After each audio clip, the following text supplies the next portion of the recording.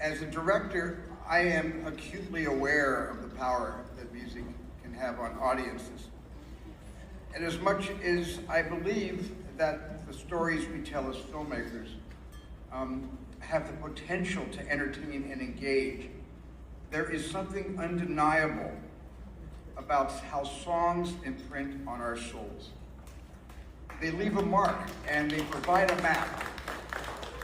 They provide a map to those moments in our lives that allow all of us to remember ourselves. And now more than ever, what you do matters deeply. Music will always be a uniting force, whether it's sung in our cars at the top of our lungs, or in houses of worship, or at football games, or on the streets of Minnesota.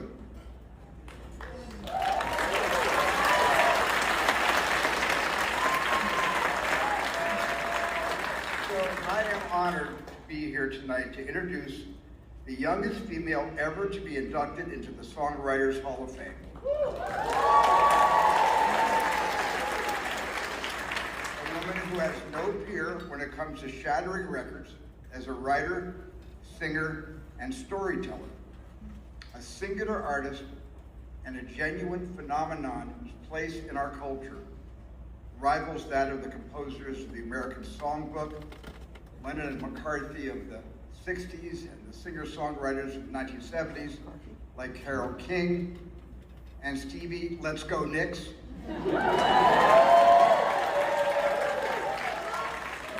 And your namesake, James Taylor.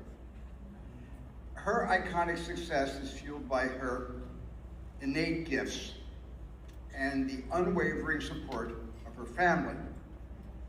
Her fearless determination to stand up for all artists' rights is a reflection of her deep understanding of how best to use the meteoric fame that she has been navigating since she was just a teenager. And tonight, she is making history, and we get to witness yet another milestone as Taylor Swift continues to fulfill her destiny as the most successful female artist of not just our time, but of all time.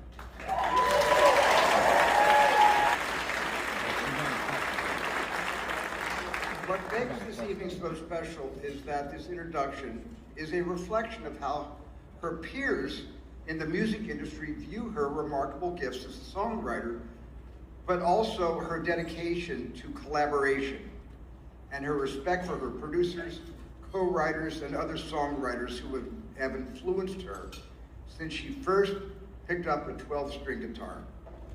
Of course, most people start with a 6-string, isn't that right? But there's to no one's surprise, you were an overachiever at the age of 12. Everybody knows that. So when I was first called and Taylor first talked to me about coming here tonight, I admit I was flattered and I was completely honored to accept. But about 5 minutes after I hung up, my elation faded slightly, because I mean, what could I possibly say about Taylor that has not already been said? Just thinking about how much true, false, and plain crazy stuff has been written about you boggles the mind. So, just out of curiosity, I asked AI if it could tell me how many words have been written about Taylor Swift. And you know what? It couldn't tell me. Then I asked it how many words have been written by Taylor Swift, and it couldn't tell me that either. And I just thought, wow, she is such a force that the depth of her achievements defy AI.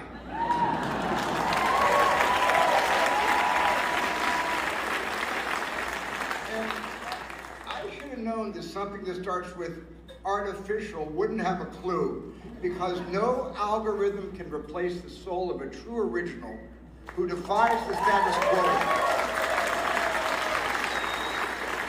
Who defies the status quo and easily refuses to be categorized.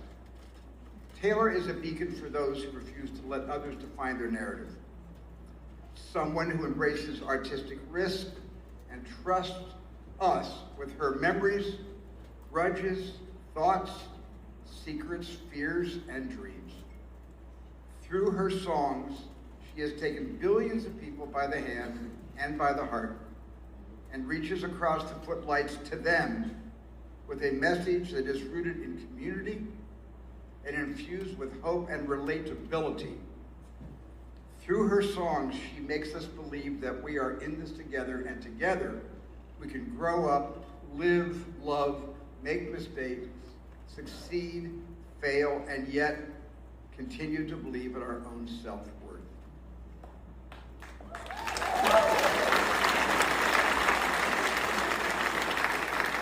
Her connection with her billions of fans is impermeable and inspirational and encompassing, that it literally offers all of us a way to find true connection in a world that is clearly struggling with so many overwhelming challenges. Somehow Taylor knows us all too well.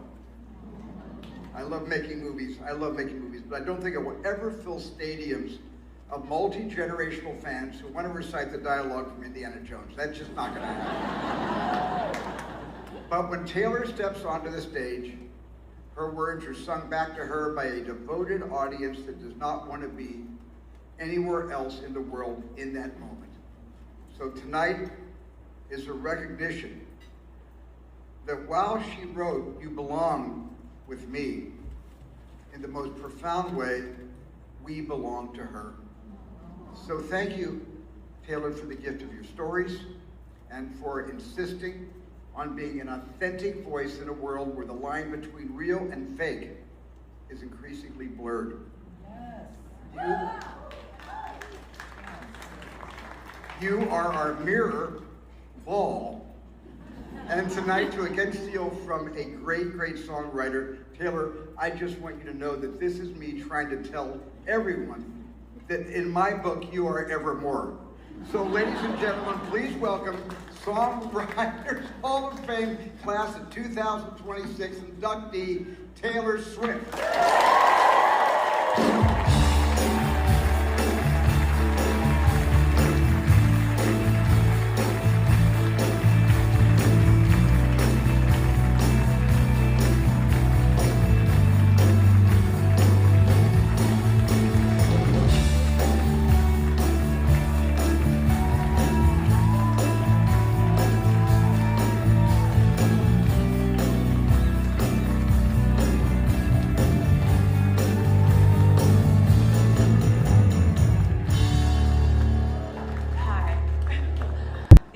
The quality of my speaking voice is, it's the product of two things that I'm not sorry for.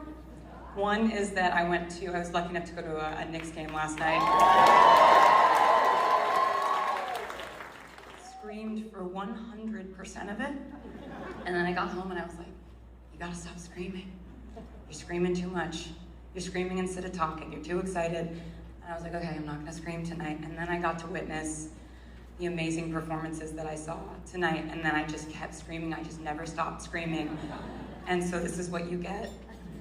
And again, I make no apologies for that. I've had a blast. Tonight has been amazing.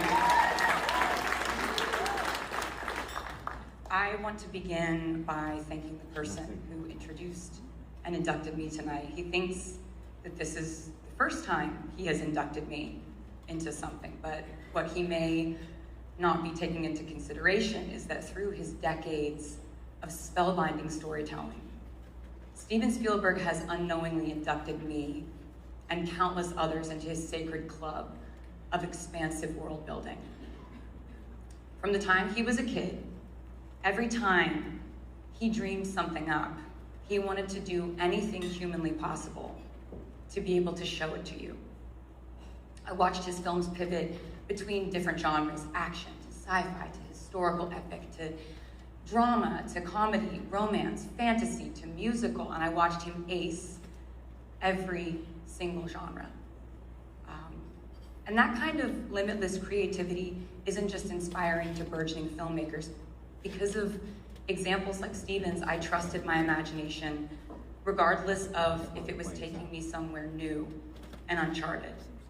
And then every time I dreamed something up, I wanted to do everything humanly possible to be able to play it for you.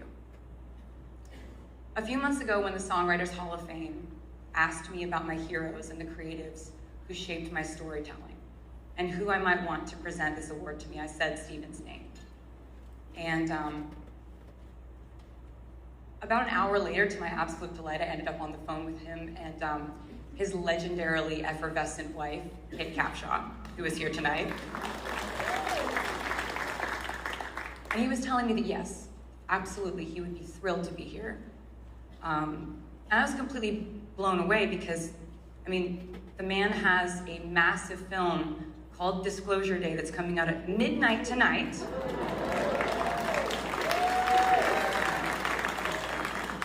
And he's still gonna agree to show up and do this for me a few hours before it comes out. Wouldn't that be impossibly hard to balance? Wouldn't that be too difficult scheduling-wise? I'm trying to give him an out. At which point, Kate said something I'll never forget. She said, "Good and true things are easy." And if I look back at my entire 23-year career in music, the ups and downs, the industry battles, the trials and tribulations, the tears and the cheers and the dogpiling of doubt, the criticisms, both fair and unfair, the complete loss of privacy, the world tours and the ego wars, and the twists of fate, the absolute magical chaos of this path that I chose when I was too young to remember it ever being a choice at all. Songwriting was the easiest thing I ever did. Not because it didn't take effort, it definitely did. Not that it wasn't frustrating at times, because it could be. And not that my songwriting didn't haunt me relentlessly until I cracked the perfect internal rhyme scheme for the third line of the second verse to the point where my teachers called me out in class for not paying attention, because that definitely happened. But when I say that songwriting was the easiest part for me, I think what I mean is that it was instinctual. No one taught me how to do it. I had to be taught how to entertain a crowd and learn choreography and be less annoying and navigate the industry and fiercely protect my own sanity. I had to learn all of that over time through difficult lessons and massive amounts of trial and error and chaos and calamity. But songwriting for me is pretty much the only thing I ever just naturally did. My parents tell me stories about driving home from taking me to see Disney movies. And in the theaters and noticing I was singing the songs on the way home from the film in the car. But I was changing the lyrics and the melodies to be about my own life. As a little kid, I loved to sing, I loved to do children's theater performances, but everything came together when I learned to play guitar at 12. I wrote my first song after learning my first 3 chords.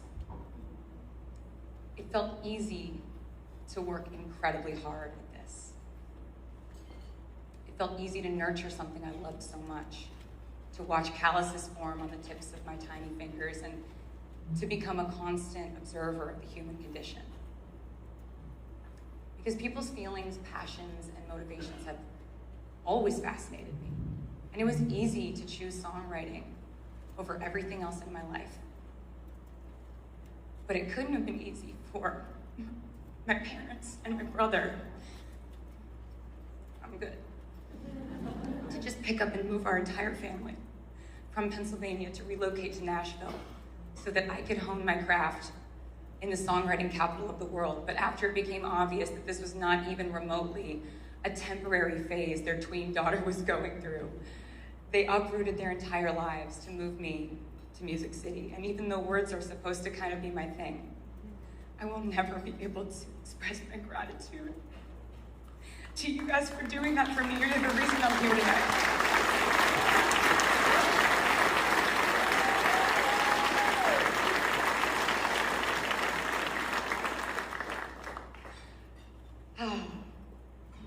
In Nashville, I took meetings, and I played acoustic shows until I was able to secure a publishing deal. I got signed when I was 14. Oh, thanks. And I got the chance to work with incredibly wise and experienced co-writers. People like Liz Rose,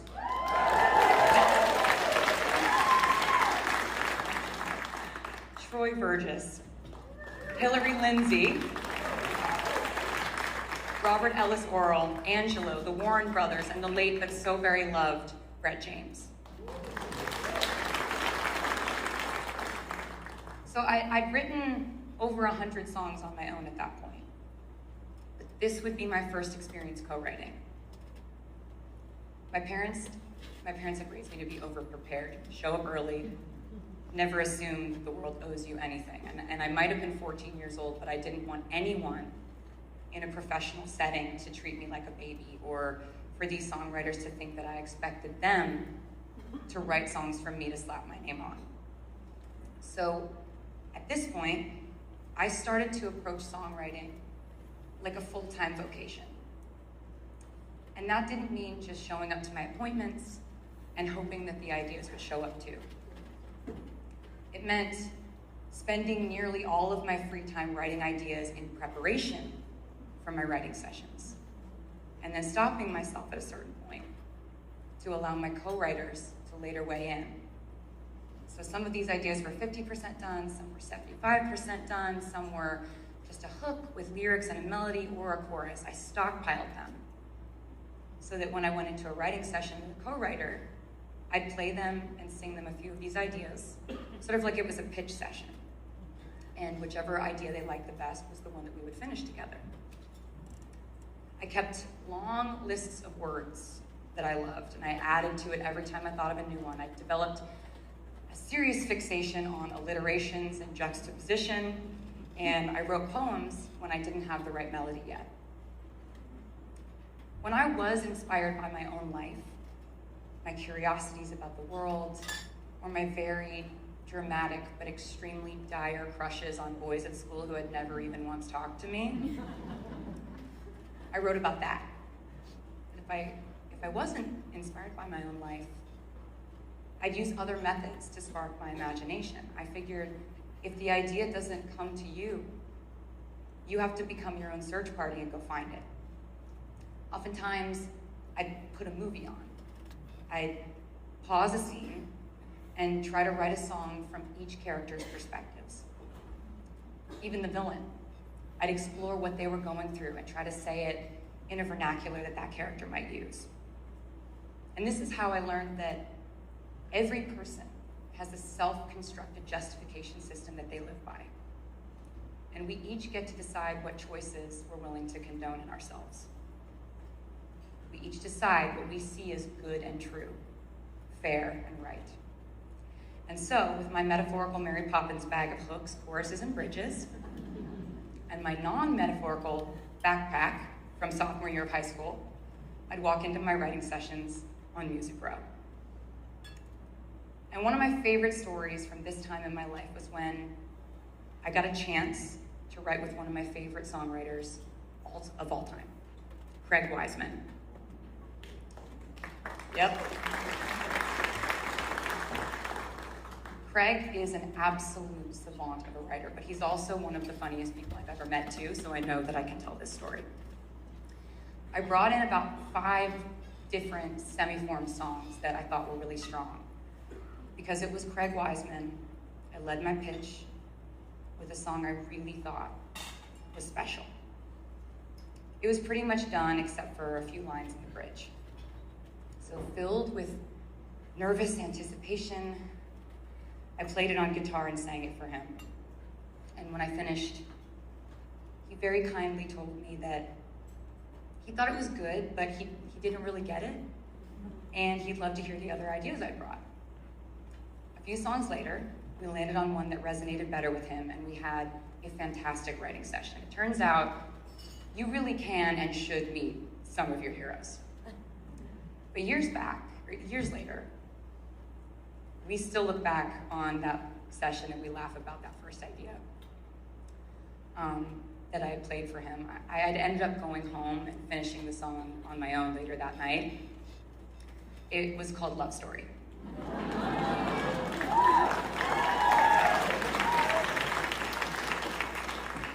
Finishing that song that night was me trusting my instincts as a writer. Regardless of any feedback or information I had about what other people's take on it might be. I think now more than ever, in an industry that seems to be consumed by metrics, data, analytics, and we're all trying to predict whether something will trend or not. Like, writers need to trust their human intuition.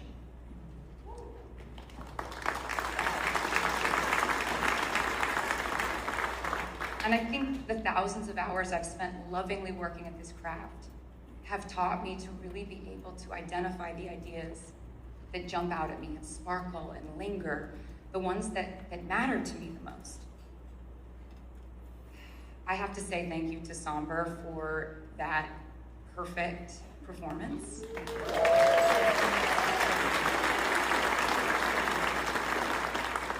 And his writing is so exceptional that it makes me actually envious, and I love that feeling. He's gonna be the top of my Spotify Wrapped this year, guaranteed. Like, it's locked, it's in the bag. And a lot of my late night debates with my friends about the state of the music industry involve me saying very loudly, Somber is the future, and he does it all on his own, and he doesn't need AI. The kids are fine.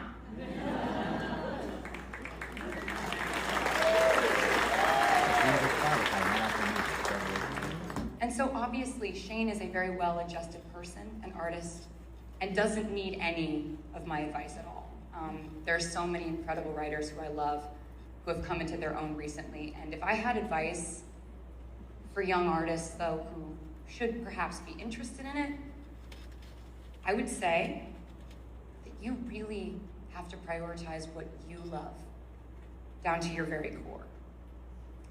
Because you'll need that if your song ever gets heard by the public, or the critics, or the haters posing as critics, or the people who are chronically online, or the robots posing as people who are chronically online.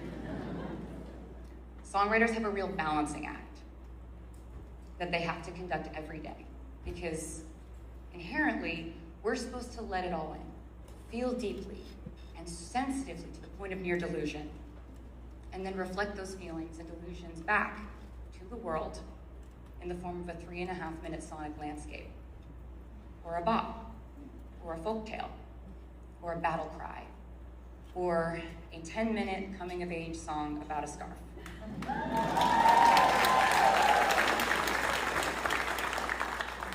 So it's hard to harden yourself to certain brutal elements of this world, but allow me to now make a hard pivot and pull out a quote I love from the show Yellowstone. When father says to his son, it's the one constant in life, son. You build something worth having, somebody's gonna try to take it. Thank you. Thank you very much. Thank you. So John Dutton was talking about a ranch, but I'm using this quote to refer to your self-worth, your peace of mind, and your singular vision as a creator. Positive feedback and people loving what you wrote feels incredible, and I hope you get lots of it. But you need to be ready to receive negative feedback, whether you seek it out or not. It's no longer a shock that this is how things work, but somehow it feels like I have this conversation with a young writer every other week. If you make anything awesome, someone out there is bad at saying horrible things about it, or twist what you meant into something completely unrecognizable to you. What I hope you discover is this: you can be sensitive, but also durable. And you can accept that feedback and skepticism and criticism are inevitable. You can take what's useful or constructive from that information and leave out what's simply damaging to your creativity. No one does or should make art that appeals to everyone, everywhere, all the time. My favorite art is detailed and singular in its voice. Therefore, it can't be digested and metabolized by everyone who experiences it in the same way. I'm very frequently told by people how they feel about my music. That they never really got my music until they got their heart broken or started driving their daughter to school every day. Or until I made an alternative album in the pandemic called Folklore. Or that they only like the hits. Or that they only like the ones that weren't hits. Or that they don't like any of it at all. But it doesn't feel uncomfortable for me to get feedback of all sorts because I know where I stand regarding the work I've made. As writers, we can only hope to meet people where they are in their lives. But you can't ever orchestrate or force the encounter. You just have to hope that in some exquisite happenstance you bump into them on the same path at the same time. That somehow, amidst the noise of life, a line we wrote or a melody that we crafted cuts through, and they hear it and they feel something. That they get chills or feel lighter or think of someone they love. Our goal is to elicit that glint of recognition in another human being because something that felt good and true to us feels good and true to them at the same time. And in that moment, when someone blurts out, "I love this song," it was easy. Before I go, there's so many people who helped me get to this podium, who vouched for my writing and cared about my perspective before anyone cared about my name. And then the fans came along, and they wanted to hear my stories, my prose, my hooks, my heartache, and nothing delights and surprises me more than the fact that 20 years after my first song came out, they still want to read the next chapter.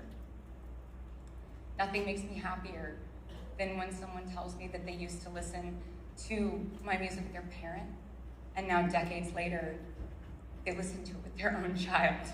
I'm good. Or that they listen to it with their best friend, or when a couple tells me that Love Story is their song. Or somebody does like a cute little dance to the Fate of Ophelia, or I hear people in different countries singing Opalite in their own accents, or someone tells me that the song Enchanted gets their baby to stop crying. It's, I'm humbled by the ways that fans have immortalized my songs in their own individual ways, allowing them to be the underscore of some of their real life expeditions on this earth, the magnificent moments as important to me as the seemingly mundane. Lastly, I know that when it comes to legacy, there are so many songwriters who have had such remarkable careers before me, and I know that the Songwriters Hall of Fame could have chosen any of these deserving and brilliant writers to receive this honor this year, but you chose to include me in this group of exemplary songwriters to be inducted into the Hall of Fame class of 2026 tonight. So I want to thank the voters for celebrating and honoring the best and truest parts of my life. I will be forever grateful. Have a good night, guys. Thank you.